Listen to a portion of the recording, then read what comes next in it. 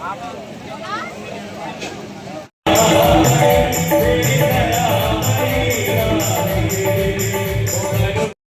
जी, आज का जो कार्यक्रम हुआ है, ये क्या कार्यक्रम रहा आज का?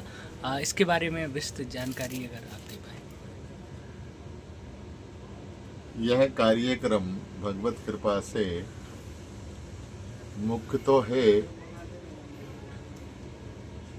जीवों के कल्याण के लिए, हरि गुणगान करना, श्री ठाकुर जी के चरण कमलों में जीव का संबंध जुड़े, प्रीति हो, प्रेम हो, गुरुजन संत चरण आदि प्यारे लगे, गुरुजन के चरणों में निष्ठा हो, उसको जागृत रूप देने के लिए और करने के लिए कोई न कोई एक माध्यम चाहिए। भगवत भक्ति प्रदान करने के लिए जीव के अंतःकरण में सात्विकी गुणों का प्रागट्य हो, भगवत चरणों में अनन्य प्रीति हो, भगवत चरण पारायण हो, उसके लिए कोई ना कोई श्री ठाकुर जी योग बनाते हैं, निमित्त बनाते हैं।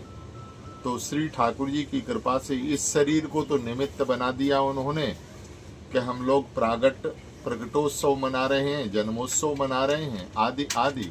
लेकिन उसके मूल में देखा जाए तो बस यही है कि जीवों के अंतःकरण में भगवत भक्ति जगे, यही उसका ध्येय है और यही मूल भाव है। महाराज जी, ये मंदिर लगभग कितना प्राचीन होगा, कितना पुराना है, इसके बारे में बताओ। ये करीब मंदिर 350 वर्ष से ऊपर है।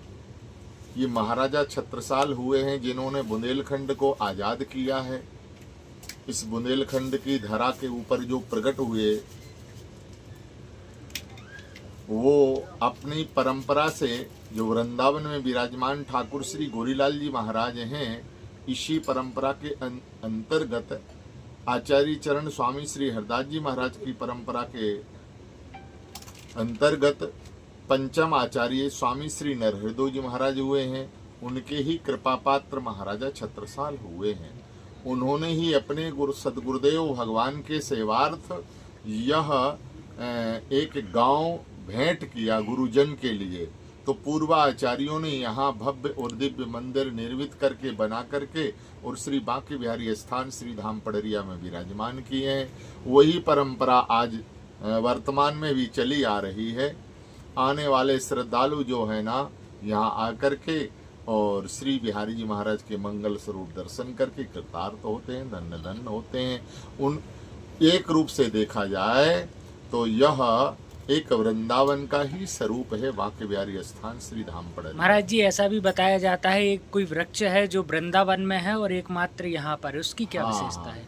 इसका भाव यह है, यह जो वृक्ष यहाँ विराजमान किया है ये साक्षात श्याम तमाल है। श्याम तमाल का तात्पर्य है युगल स्वरूपा, युगल का मिलित रूप, मतलब श्री राधा कृष्ण युगल सरकार ही मिलकर के तमाल के रूप में भी रहे। तमाल जो है ना, ये बिहारी जी का स्वरूप है और उसके दोनों ओर लिपट रही जो गौर बेली है, ये श्री प्रिया जी के चरण कमल हैं, श्री स्वामिनी हैं, श्री प्रिया जी हुए हैं। तो इनको युगल स्वरूपा माना गया है। ये सारे विश्व में एक ब्रजमंडल भूमि छोड़ करके, ब्रज की सीमा को छोड़ करके कहीं इनका मंगलमय दर्शन नहीं है।